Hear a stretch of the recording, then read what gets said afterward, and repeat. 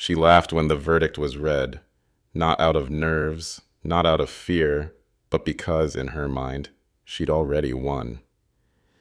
17-year-old Clara Jensen didn't flinch when the prosecution called her a monster. She didn't cry when they showed pictures of her brother, or when the coroner explained how the toxic juice spread through his veins. She just smiled, as if all of it made sense to her.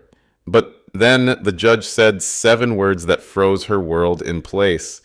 "You will never leave this place." And for the first time in the entire trial, the courtroom saw something they hadn't before. Not arrogance, not defiance, but fear. Before we show you what happened inside that silent courtroom, make sure you're subscribed, turn on the notification bell, and drop a comment below telling us where you're watching from. Because what you're about to see isn't just a sentence, it's a reckoning. For the moment, jealousy became justice. The courtroom was silent until she laughed. A sharp, sudden giggle that sliced through the air like broken glass. It wasn't nervous, it wasn't forced, it was real, and it chilled everyone who heard it. Clara Jensen, 17, sat at the defendant's table in a pressed blue sweater and a pair of cuffs that looked far too loose on her wrists. Her dark hair was tied neatly behind her neck, her posture almost proud. She smiled as the prosecutor read her name aloud. Clara Marie Jensen, charged with 2 counts of second-degree murder. The words barely left his mouth before she tilted her head and smirked. Across the room, a low murmur rippled through the spectators. The cameras clicked. The father of one of the victims, her own father, stared forward with eyes hollow and red. Judge Marcus Ellery, who had presided over hundreds of juvenile cases in his 28 years on the bench, froze mid-note. He lifted his gaze slowly from his papers to the young girl before him. "Miss Jensen," he said, his tone measured but heavy, "you find this process amusing." Clara shrugged. "No, Your Honor, just interesting." Her attorney pressed a hand to his forehead. The audience, still reeling, waited for the judge's reaction. Judge Ellery set down his pen. "This court does not find humor in the deaths of 2 children. One of them your own brother." Clara smiled faintly. "I wasn't laughing at them. I was laughing at how everyone keeps pretending to understand." You could have heard a pin drop. The bailiff shifted closer, unsure if she was mocking the bench or simply broken. Her lawyer whispered frantically for her to stay quiet, but she didn't. "He was 9, she said flatly. "And everyone keeps calling it a tragedy, but they didn't live with him." Her father's breath caught, a single, strangled sound that made even the clerk stop typing. Judge Ellery leaned forward, his voice softened, not out of sympathy, but control. "Miss Jensen, I suggest you stop speaking until advised by counsel." For a moment, she looked like she might answer again. Then she exhaled, leaned back, and folded her hands. "Whatever you say, Your Honor." The prosecutor cleared his throat. "Your Honor, the defendant's demeanor has been consistent since her arrest. Indifferent, unremorseful, and, as you can see, defiant. The state will demonstrate that Miss Jensen knowingly prepared and administered a lethal substance to her younger brother, Ethan Jensen, resulting not only in his death, but also in the death of his classmate, Noah Price." He let the weight of the words sink in before continuing. "We are here to prove that this was not an accident. It was an act of jealousy, born of resentment, and executed with intent." A flashbulb went off from the press row. Clara didn't flinch. Judge Ellery finally spoke. "Proceed, counselor." And just like that, the trial resumed, though every eye in the courtroom stayed fixed on the girl who had laughed. She didn't look like a monster. She looked like a student sitting through a lecture. But behind her calm, something else waited, something that made even seasoned officers uneasy. And as the prosecutor began to recount the morning of the poisoning, the story that had brought her here unfolded piece by piece. Disclaimer. This story is a work of fiction. It is not based on real events, but inspired by the emotional weight of justice, consequence, and the human mind's capacity for denial. The Jensens lived in a 1-story home on the edge of Maple Falls, Minnesota. A quiet town where people knew each other's faces, not their secrets. To outsiders, they looked ordinary. But inside that house, silence had rules. Paul Jensen, Clara's father, ran the local hardware store. He was a man of structure, of unbending order, the kind of father who saw life as a ledger, with mistakes in red ink and obedience in black. His son, Ethan, was his pride. His daughter, Clara, was a complication. It had always been that way. When Ethan was born, Paul's world changed. He called him the son I always wanted. He coached his baseball games, brought him along to the shop, introduced him as my boy. When people asked about Clara, his words were shorter, colder. She's smart, he'd say, but she's different. Different meant quiet. Different meant stubborn. Different meant invisible. At dinner, Ethan got seconds before Clara got firsts. On birthdays, Ethan got bicycles, drones, and model kits. Clara got sweaters and silence. Her mother, Diane, had once been her refuge. Gentle, artistic, always telling Clara, "You see the world too deeply for your own good."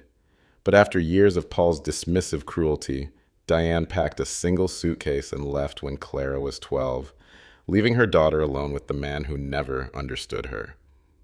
Paul told her mother's departure was for the best, that she had been too soft to raise real children. From then on, the household turned into a performance. Ethan played his part perfectly, obedient, cheerful, the son who laughed at his father's jokes. Clara stopped trying to compete. At first, her jealousy was small, a bruise that she ignored. But as the years went by, it deepened into something darker. Every smile Paul gave Ethan was another reminder that she could scream her achievements into a void and never be heard. Her report cards filled with A's. Her art was displayed at school. Her teachers praised her for her essays about fairness, empathy, and truth. Paul barely noticed. Then, one spring evening, after Ethan had won a regional science competition, the family went to dinner to celebrate. Clara sat quietly at the table, stirring her soup. She had won a writing contest that same week, but no one mentioned it. Paul raised a toast. "To my boy, you make me proud every single day." Ethan grinned. Clara said nothing. When they got home that night, Ethan knocked on her door and said something she never forgot. "Dad says you're jealous of me, but I don't get why. I didn't even do anything." He wasn't cruel, just naive. That made it worse, because in that moment something inside Clara clicked. It wasn't rage. It was logic. She began to believe the imbalance wasn't an accident. It was a system that needed correction. She didn't cry. She didn't scream. She simply stared at the wall and whispered to herself, "If I can't have his love, no one should." The next morning, she helped her father pack Ethan's lunch for school. She smiled when she handed him the thermos. And for the first time, Paul looked at her and said, "That's good, Clara. See? You can be helpful when you want to be." She smiled back, but it wasn't kindness. It was the beginning. Clara's plan didn't arrive in one thought. It grew, quietly, slowly, like mold under paint. After that dinner, she stopped talking at home altogether. The house was loud with her father's laughter and Ethan's chatter, but Clara's silence filled every corner like fog. She spent her nights behind a locked door, not sleeping, not scrolling, just thinking. Her mind didn't wander toward escape. It wandered toward justice, her kind of justice. At school, she kept her grades up. She smiled when teachers praised her for her maturity.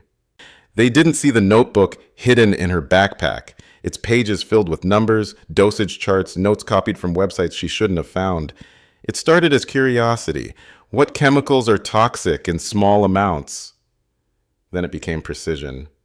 How to dilute pesticide so it looks like juice. Her father's hardware store had an aisle of cleaning agents and garden supplies. He'd shown Ethan how to use them safely. He'd told Clara not to touch them at all. That, she thought bitterly, was the perfect irony.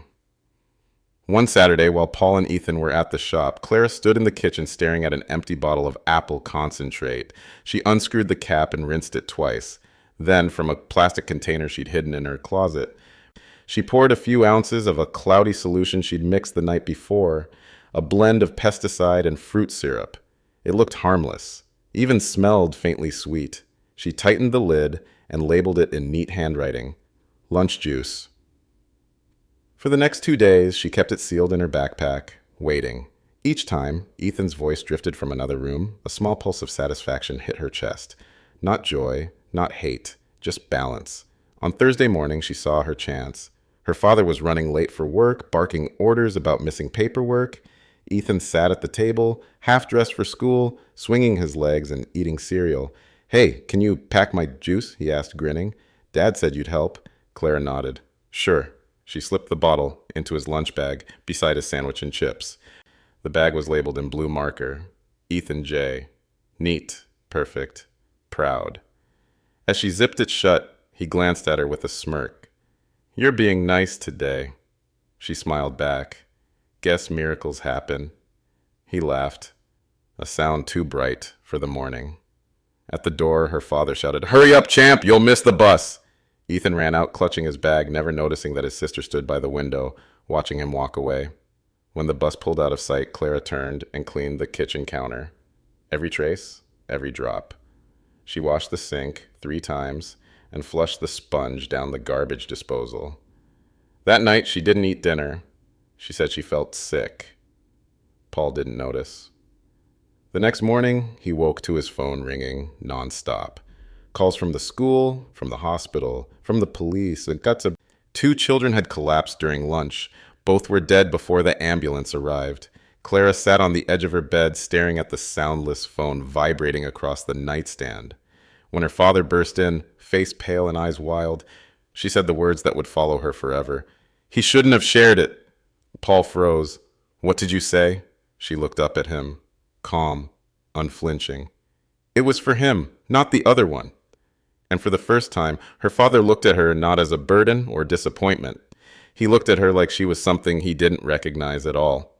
The cafeteria at Maple Falls Elementary smelled of tater tots and disinfectant, the scent of every school day in a small town.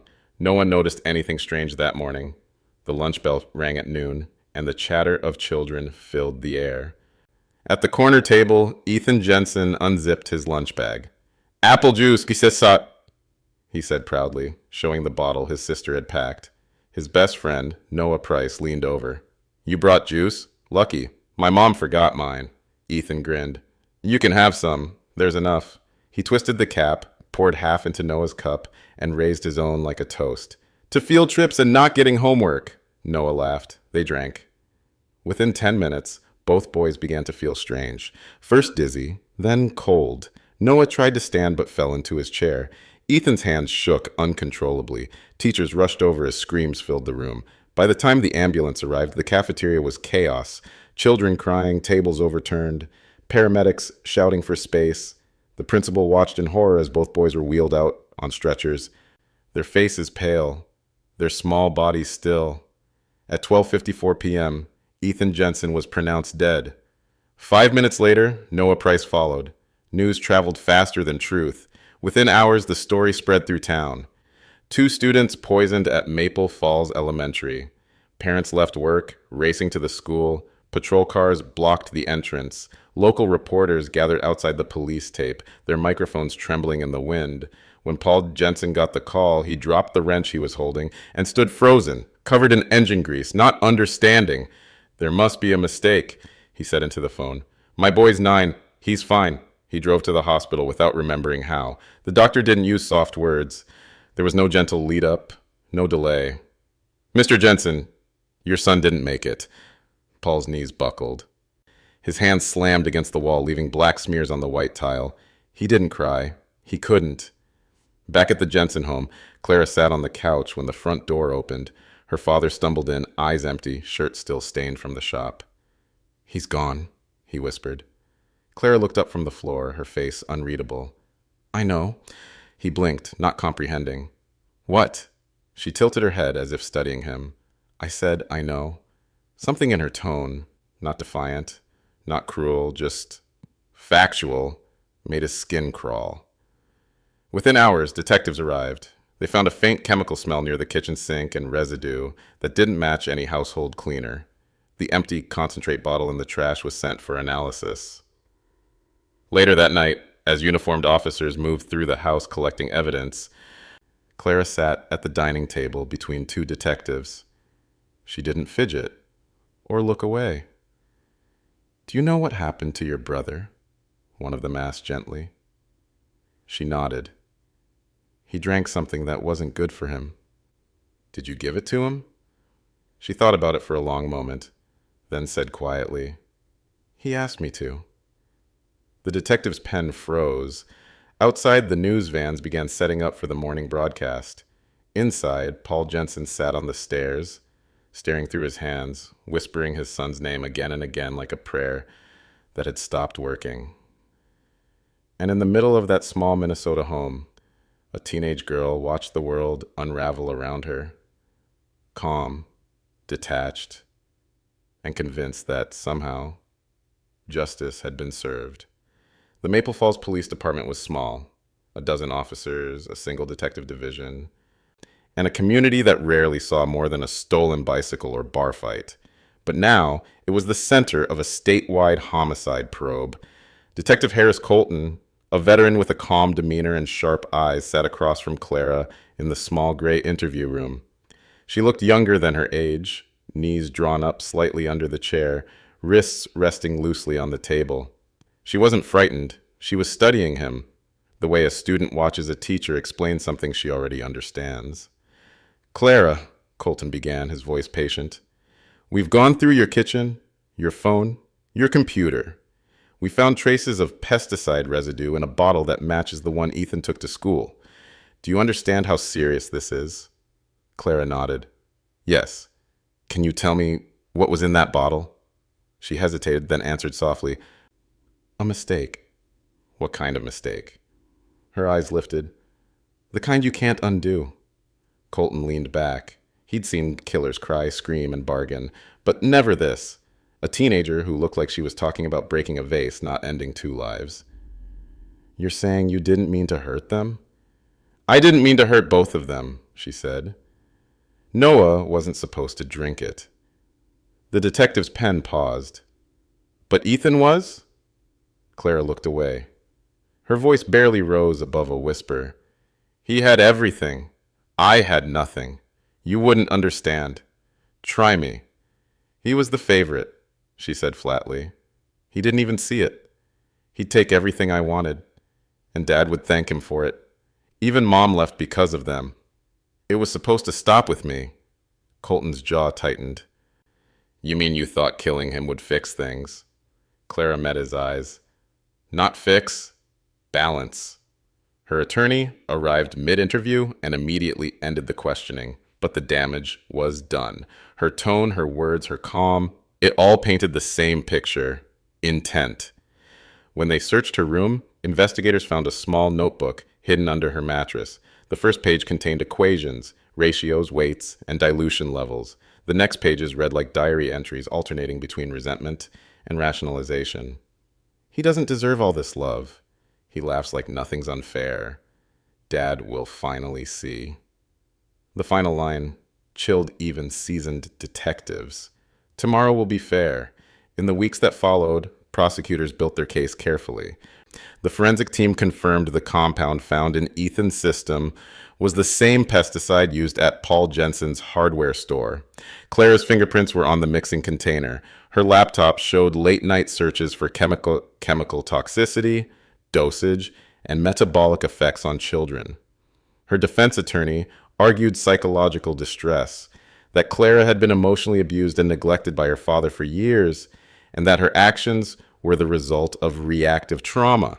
But the state's case was airtight. There were no threats, no outbursts, no sudden loss of control, only premeditation. When Detective Colton testified before the grand jury, he said what everyone already knew. This wasn't a crime of passion. It was a plan executed by someone who believed logic could replace love. The court agreed to try Clara as an adult. As she was led back to her holding cell after the arraignment, reporters called out questions. "Clara, do you feel guilty? Did your father make you do it? Do you understand what you've done?" She turned briefly toward them, expression calm, almost polite, and said, "I did what made sense." It was the headline by morning. And from that moment on, the girl who had killed her brother wasn't seen as a victim of neglect. She was seen as something colder, the teenager who thought jealousy was justice. By the time the trial began, Maple Falls County Courthouse looked less like a building and more like a spectacle. News vans lined the street, reporters clustered near the steps. The words "sibling killer" appeared on every paper in the state. Inside, though, the courtroom was eerily calm. Judge Marcus Ellery presided from the bench, his expression unreadable behind wire-framed glasses. The air smelled faintly of paper, coffee, and disinfectant, the scent of law and loss. At the defense table, Clara Jensen sat perfectly still. She wore the same blank expression she'd carried since her arrest, eyes clear, posture straight. Her lawyer, David Royce, whispered something in her ear before the jury entered, but she didn't respond. Her father sat behind her, hands clenched so tightly his knuckles were white. He hadn't spoken to her since the funeral. When the bailiff called for silence, Judge Ellery nodded to the prosecution. "You may proceed." The prosecutor, Linda Hart, was a methodical woman, calm, precise, surgical in tone. She began with the facts. The state will show that on March 14th, the defendant intentionally prepared a toxic substance and administered it to her 9-year-old brother, resulting in his death and the death of another child. This was not an accident. It was an act of intent. She turned toward the jury. "You'll hear evidence of her planning. The research, the notes, the confession. You'll hear her own words. Tomorrow will be fair." A murmur rippled through the gallery. Clara didn't flinch. When it was the defense's turn, Royce took a slow breath and stood. "Ladies and gentlemen, what happened was tragic. There is no denying that. But we are not here to decide whether tragedy occurred. We are here to decide intent. Clara Jensen is not a monster. She is a child raised in neglect and emotional starvation, under the weight of cruelty from her father and isolation from her peers." He paused, letting the silence linger. "She did not act out of malice. She acted out of desperation, a misguided, tragic attempt to reclaim the love she was denied her entire life." The jurors exchanged uneasy looks. Then came the evidence. Methodical, devastating. The forensic chemist testified about the concentration of the pesticide, noting it could not have been accidental. The digital forensics expert confirmed her search history.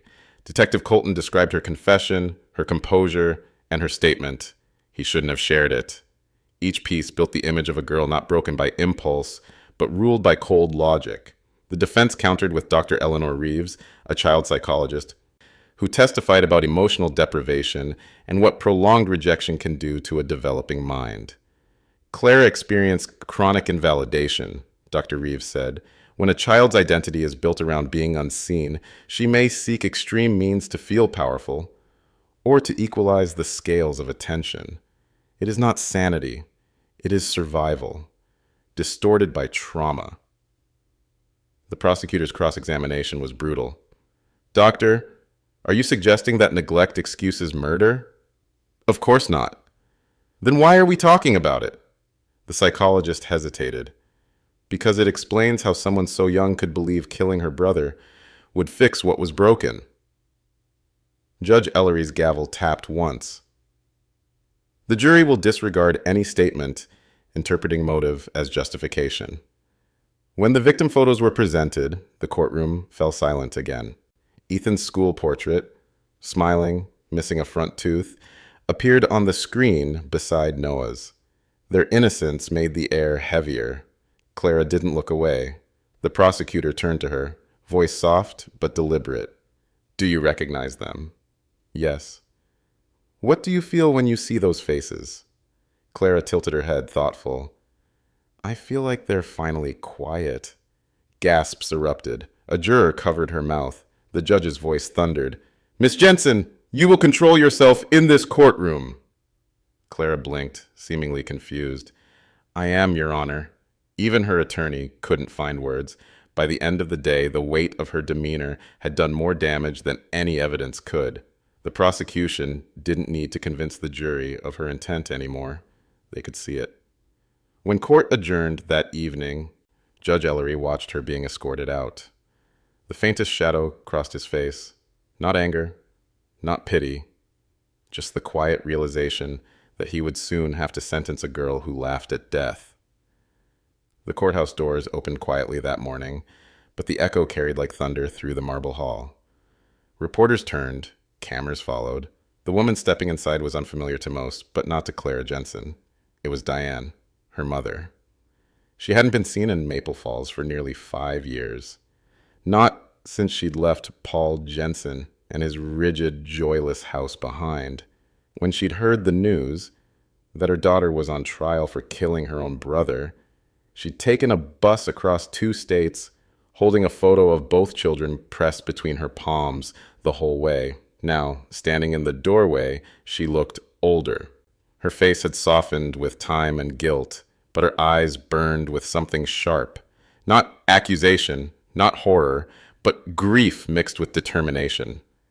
Judge Marcus Ellery allowed a short recess when she requested to speak privately with him in chambers. The bailiff escorted her past a dozen stunned spectators. Inside, she sat opposite the judge, her trembling hands clutching the photo. "Your Honor," she began softly, "I know this isn't procedure, but I need you to hear me before you decide my daughter's life." Judge Ellery nodded, patient but firm. "You understand, I cannot let emotion guide my judgment, Mrs. Jensen. The law demands—" "I know," she interrupted gently, "but maybe if you understand where she came from, you'll see how this happened." She placed the photo on the desk, a picture of 2 smiling kids on a tire swing, sunlight washing out their faces. Clara was holding Ethan's hand. They looked inseparable. "That was before everything changed," Diane said. "Before Paul started teaching them that love had limits." Her voice cracked. "I left because I thought it would save her, because I couldn't survive that house anymore. But I didn't realize I was leaving her inside it." Judge Ellery leaned back, silent. "Paul loved Ethan because Ethan was simple, easy. He laughed, he obeyed. But Claire was different." She asked why. She pushed back. And in that house, questions were rebellion. Every time she tried to earn his love, he made her feel smaller for even wanting it. She pressed the photo flat against the table. "I'm not asking you to forgive her, Judge. I'm asking you to see that she didn't wake up one day and become a monster. She was built that way, by neglect, by silence, by me walking away." A pause hung in the room, heavy and human. "You think I should be lenient," Judge Ellery said quietly. "I think," Diane replied, "that she needs help more than she needs hate." When the recess ended and court resumed, the spectators whispered. The mother had returned, and she was there to speak. Judge Ellery allowed her to address the court briefly during the pre-sentencing statement. Diane stood trembling before the room, facing both the jury and her daughter. Clara looked back at her with unreadable eyes. "I left you," Diane said softly, her voice catching. "And I told myself you were strong enough to survive him. But no child should have to survive their own home." Clara blinked but said nothing. "I'm sorry, baby," Diane whispered. "I'm sorry for not protecting you, and for not protecting him." For the first time since the trial began, Clara's expression flickered. Not remorse, but confusion. She didn't know what to do with that kind of love anymore. As her mother was escorted away, Judge Ellery's gaze followed her. He didn't speak, but something in his eyes changed. A recognition that this wasn't just a story about evil. It was about the damage people inherit and the ones they pass down. Still, when he turned back to the bench, his face returned to the discipline of law. There would be no more appeals to the heart. The next morning, the courtroom would hear the verdict. The final day of the trial began in absolute silence. Even the reporters whispered. The air inside courtroom 3B felt heavier than it ever had, as if the building itself understood what was about to happen. Judge Marcus Ellery entered from his chambers, face grave, eyes focused not on the press or jury, but on the teenage girl sitting motionless at the defense table. Clara Jensen, 17 years old, looked almost peaceful. She had braided her hair, and her prison-issue blouse was perfectly pressed. If it weren't for the cuffs on her wrists, she could have been mistaken for any student waiting for a grade, not a sentence. The clerk stood and began, "All rise." Everyone did, except Clara, who took her time, standing only when the bailiff gently motioned her up. Judge Ellery adjusted his glasses and spoke. "Before this court delivers its sentence, the defendant has the right to make a final statement." He looked down at her. "Miss Jensen, do you wish to say anything?" Clara tilted her head, her voice calm. "I don't think there's anything to say. You've already decided what I am." The judge nodded slowly. "Perhaps. But it's what you say now that tells us who you choose to be." She gave a small smile, almost kind. "Then I choose to be honest." A murmur swept through the room as she continued. "Everyone wants me to cry. To say I'm sorry, but I'm not sorry. I didn't kill my brother because I hated him. I killed him because I wanted to exist." Her father exhaled sharply, half rising from his seat before an officer restrained him. "He had everything," she said, her tone unwavering. "Love, attention, pride. I had silence. And one day, I realized that silence could speak too, if I made it loud enough." A collective gasp rippled through the gallery. Her lawyer dropped his head into his hands. Judge Ellery waited for her to finish. When she finally sat down, the room stayed still for several long seconds. Then he began. "Miss Jensen," he said quietly, "the measure of justice is not what we feel, but what we must uphold. The court acknowledges the evidence of your upbringing, the absence of maternal guidance, the father's inequity, the years of emotional neglect. But the law cannot weigh pain against the loss of two innocent lives." His voice deepened. "You told this court that silence speaks louder than words. You're right. But so does consequence." He paused, letting the words sink in. "Two children are gone. One your brother, the other a friend whose only mistake was sharing a drink. Their families will never escape that moment, and neither will you." He looked directly into her eyes. "Not as a judge, but as a man carrying the weight of fairness. This court sentences you, Clara Marie Jensen, to life imprisonment with eligibility for parole after 30 years. A sharp inhale spread across the courtroom. Her father's sob broke the silence, echoing against the wooden walls. Reporters scribbled frantically. Clara blinked, her mouth parting, not in protest, but surprise. Judge Ellery added, "You are to serve this sentence at the State Correctional Facility for Women, where you will also undergo mandatory psychiatric evaluation and rehabilitation. This is not retribution, Miss Jensen. This is reality." The gavel came down, one hard strike. The sound felt final. As deputies stepped forward to take her away, Clara finally spoke, almost to herself. "He would have forgiven me, you know." Judge Ellery didn't answer. She was led past her father, who could only stare, trembling, his lips moving, but no sound coming out. When the heavy doors closed behind her, the room stayed frozen. The sound of her laughter from the first day still echoing faintly in everyone's memory.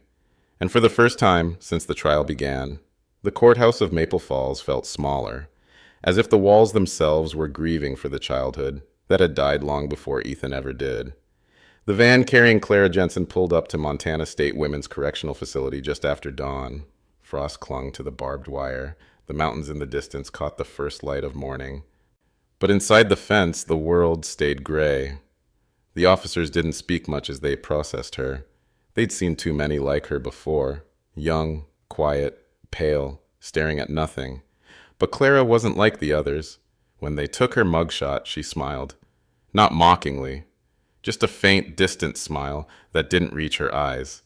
The officer behind the camera hesitated. "You don't have to smile," he muttered. "I know," she said softly. "But people like it better that way." The next moments blurred into procedure. Fingerprints, paperwork, uniform, number. She was no longer Clara Jensen, the girl on trial. She was inmate number 45391. Her assigned cell was small.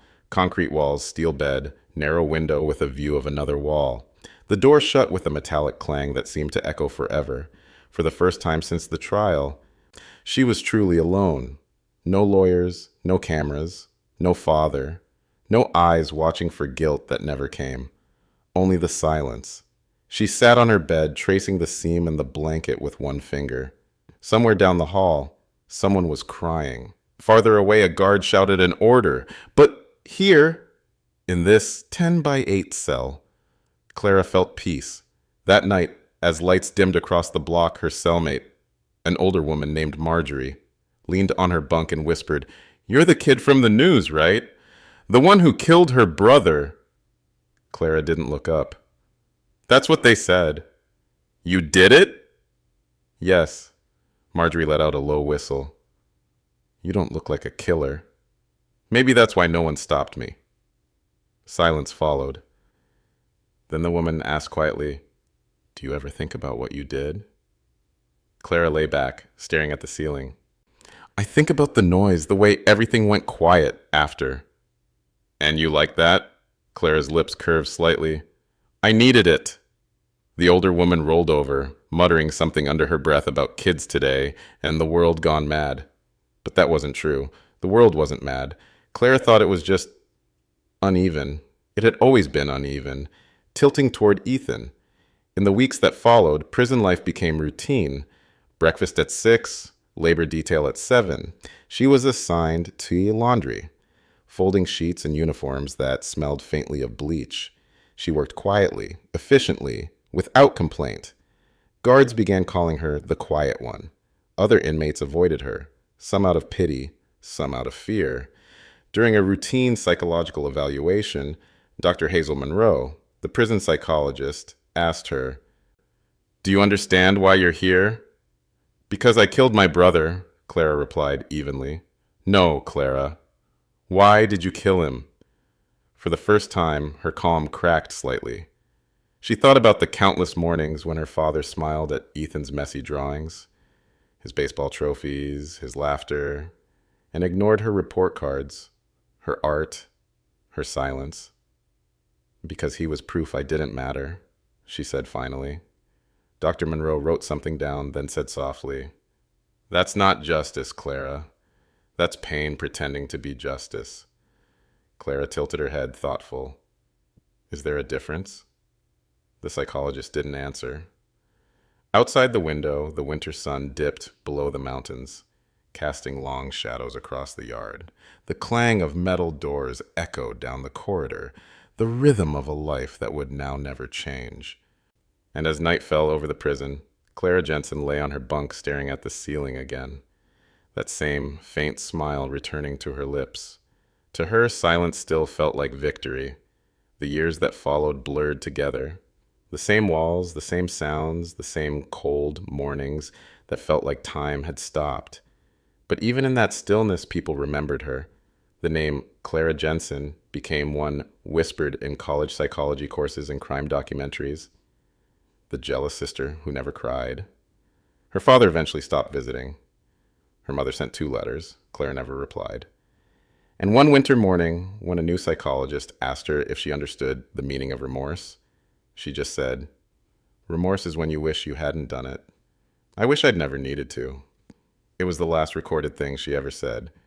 The world outside moved on, but in that cell, silence remained her only companion. The same silence she had chased, the same silence that had cost her everything. And for the rest of her life, that silence would be her punishment. This story is a work of fiction, a dramatized account written to explore human emotion, moral conflict, and justice.